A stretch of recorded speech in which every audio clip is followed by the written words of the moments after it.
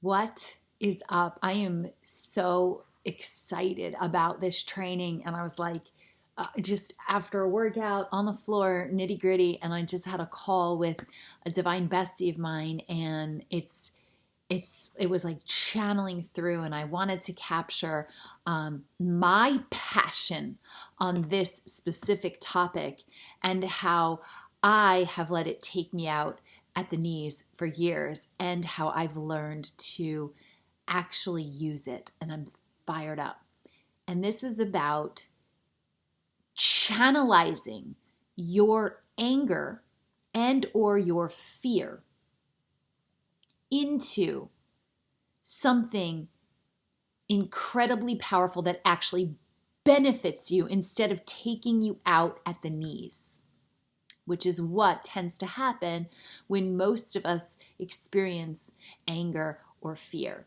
So with regard to acute fear, with regard to acute anger, we know how that feels in our system. When we are experiencing somebody bullying us or being mean to us or something direct, right? A direct interaction with something that makes us infuriated. It is a total somatic rush. You experience your heart rate booming, breathing rate goes up, eyes become dilated, teeth grind, muscles tense. Your body is about to do something physical to release the anger. It's a natural biological expression, and that's why we have it. And it's the same response with fear. If we see a car coming at us and we're in the way, it's that same eyes dilated, heart rate goes up, blood pressure goes up, breathing rate goes up, because again, our body is responding for survival. So fear and anger in an acute situation create a survival response that is deeply programmed in our cells. It is primal and it is a huge gift. Thank the divine that we are built with this. We don't want to meditate this away. We don't want to numb this out. We don't want to distract ourselves from it. Fear and anger are a fucking tool if we know how to use it like Jedis, like the Jedi, ninja, superpowered humans that we are. We get to use these two incredibly powerful, deeply somatic feelings and literally just transfer the energy. See, everything is just energy, and energy can never be created and it can never be destroyed. It simply gets transferred. And the buzzword, perhaps maybe in my circles, but the buzzword maybe getting a little bit more popular is alchemize or transmute. But really what that means, what that comes down to, I mean, alchemy is complex and alchemy involves biochemical reactions, but it's all the same thing. Essentially, you're simply transferring energy. And so what we're doing here is we're taking energy and transferring it. We're shifting it into something that actually nourishes our cells, as opposed to something that is depleting us, right? That is actually utilizing our energy in a way that creates byproducts that are toxic, as opposed to generating the energy in a way that it produces more receptivity in your cells, and your cells become more open to more light, more oxygen, and then therefore more energy. And I'm not going to get into the alchemy, the biochemical reactions here, because this is really about what do you do? What do you do? So there's two things that I want to unpack here. And the first one is we are going to take a look at kind of the more chronic experience of fear. Most of us are running a tape in our heads that we're not good enough or we can't do something, and it's like a dull fear that's just always there. Oh, I'm afraid if I show up, if I'm too successful, I won't be able to handle it. I'm afraid that if I express myself, people are going to kill me. I'm afraid I'm not going to be loved. Basically, it comes down to I'm afraid I'm going to die. I'm afraid I'm not going to be loved. And it just creates this very desensitized experience of fear. It's always there. It's always running its tape. It's become very familiar, and it's not pressurized enough to create the energy transfer that we would like. So instead, it's just like a puny thing running its tape, and it creates this like putrid auric sludge around us and a lot of toxicity in our system. And it is the thing that prevents us from moving forward in any kind of alternate reality / higher destiny that we're looking to call in. So how do we pressurize, right? We can pressurize the fear. We can pressurize the anger. Same thing with anger. You could be running a program through your system, through your physiology, both energetically and physically, like your physical and energetic anatomy of anger that you never actually alchemized when you were a kid. Maybe somebody pissed you off when you were little. I was just working with a client who in third grade, she grew up in a different country, and in third grade, they had to all line up on the track outside. I won't say which country, but somewhere in the Far East. And they were 7, 8 years old, lined all the kids up on the track and basically decided who was fat and who was not. And the fat kids had to run around the track while the not fat kids got to play. And she experienced that every day. And she never dealt with it. And we got to pull it up, and we got to pressurize that so she could use it in a direction that actually serves her in her freaking highest dentistry, in her highest destiny, being a leader on this planet. So how do we do it? Well, this is not about reopening a scar and reopening a wound, because that's not the point of this. The point of this is to go in to that moment in time where perhaps you felt acute anger or acute fear, and you're going to go in as an observer, and you're going to see what is in that moment that you didn't see before, knowing what you know now. Make sense? So we can do a meditation around this. There are lots of ways that we can get in and open up this moment. But this is what I mean by quantum physiology. We're taking our physical selves and transporting into a moment, opening that moment up, inserting ourselves in that moment, but from an observer's view. We're going to take the observer stance. We're going to look at this picture neutrally. And we're going to see what's there that we didn't see when we were actually playing the role of the scared or hurt little person, or big person for that matter. And we're going to observe what energy is actually here that we can then pull into our bodies now, and then consciously direct that energy into action, passion, excitement, because that is what fear and anger get to be when it is transferred into something that works for us. Booyah! So all we're going to do right now is, you probably already have a moment, because as soon as I started to describe it, it probably went right into your forehead. Because again, these fears, these tapes, they're running in the system. They're running programs all the time. And it's like, on your phone, you can have a million different programs running in the background, and it drains the battery. And it's until you go in and swipe up and get rid of those running programs, and then you're able to conserve that battery. That's what's happening right now with this fear, with this anger that you may be holding on to.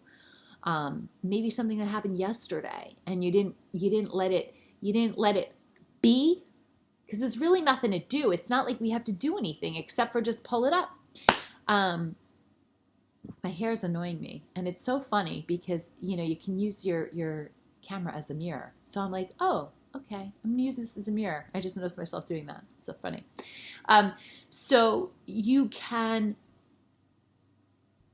simply be with the fear or the anger so that you can then consciously direct your cells towards shifting that energy. Again, this is Jedi ninja body tech, quantum body mechanics. So all we're going to do right now is close your eyes, pick up a moment that made you really scared or really angry. Whatever comes to your mind immediately is what you're going to use. And just open up that moment in time right now. Go into the scene. Who was there? Who pissed you off? Who scared the shit out of you? What was said? You can get as detailed as you want here. What was the smell? What were they wearing? What were you wearing? Whatever that scene is, go in there. But you are that little person, but you're not. You're hovering over her and you're seeing what's playing out. So this other person is attacking you. This other person is yelling at you, or you perceived some sort of threat in this experience. And now you can see that that's exactly what it was. It was your perception. It was your perception. You decided in that moment to take on a feeling of being scared or being angry. And however it played out, start to pull that energy in. Start to feel right now in your body that anger. Not the malaise of resentment, not the passe kind of fear that's always with you. Go into the moment and start to feel that level of anger. Like, I'm going to fucking punch somebody's lights out. Or that level of fear. Oh my God, the chill's going down my spine. I'm tremoring. Now, again, we don't want to hold this. We just want to pull it in so that we can get it in your psyche soma. And now, right now, decide, what are you going to do with it? It's powerful. It is in your pelvis right now, sitting in your pelvic hearth. So feel me on this. Keep your eyes closed and feel you are literally allowing this feeling to come into you. You are invaginating yourself with this feeling of anger, this feeling of fear. Let it come into you, into the place of your power, of your passion, of your creation, which is the pelvis. This is where you create voltage. So I want you to imagine now that you've got a hearth there, a beautiful burning fireplace, warm and ready to take in the cauldron of fear. The cauldron of fear. And you're going to stir it. You're going to place it on the fire that is your hearth. And you're going to just let it bubble, let it boil, and allow right now, in this moment, you feel that rage, you feel that terror, and you just allow it to burn up into steam, into smoke. And you can literally feel that run up your spine, through your chakras. Because the moment that that steam hits your heart chakra, that is the gas that creates your radiant projective personality. Without that fear, without that rage, you would be just a passive zombie human. And you're not. So this fear, this rage, this gets to be channelized and this gets to be used. So bring it up, pull it up, let it be, and then ignite it on the flame of your creativity, of your excitement. So let me give you a frame of reference now. You can open your eyes, take a deep breath because you're probably feeling a little sweaty, and that's good. That's what we want. I run track. I am in the last 20 meters of my 400-meter hurdle race. It is Atlantic 10 Championships, my junior year of college at Villanova. And I am neck and neck with my formidable competitor who we had had words for years and competed, and she won, I won, and it was just, ooh. And it's 10 meters and we are like this. And I'm pissed because I want to win. Now, do you think I'm just going to go, My body is taking that pressure and literally crushing it into diamonds in that moment. And when I get angry, and when I get pissed, and when I get scared, I tap into that because I know that I've generated this kind of passion and excitement and victory stance and fortitude before. So I know I can do it again. In fact, I know I can do it anytime I want to. That is already in my cells, and it's in your cells too. So you get in the mitochondria of it, into the mitochondria of these cells with this understanding that you have literally allowed the fear to boil up so hot. And energy creates heat. It boiled up so hot that it turned into steam. And that steam is your steamroller that's going to blow you forward. So when you're feeling like, I don't feel like doing the thing for the business, and then you see like what's really there, is it me just being lazy because I'm afraid to show up for myself? Or is it something I really don't want to do?